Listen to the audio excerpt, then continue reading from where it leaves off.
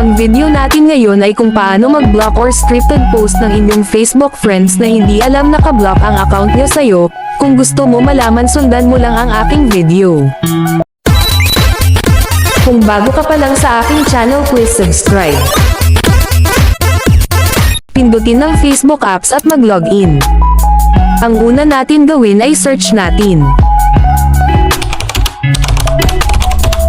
ang account na gusto natin i-block.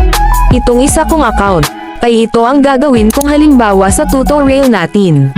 Pag nandito na tayo sa Facebook account na gusto natin i-block, pindutin ang tatlong dot. At pindutin ang block. Pindutin ang take a break, dito sa siles pindutin ang C option. Pindutin ang limit where you see Roxy profile at pagkatapos pindutin ang save. Scroll down.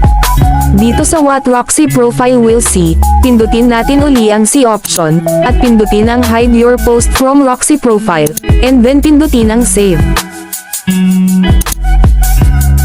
Scroll down.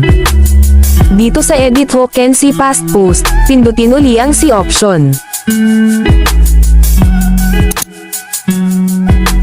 Pindutin ang edit all my posts. Ang posts I'm tagged in para lahat ng tag mo sa kanya or tag niya sa'yo ay visible na. Pagkatapos ay pindutin ang done at pindutin ang OK.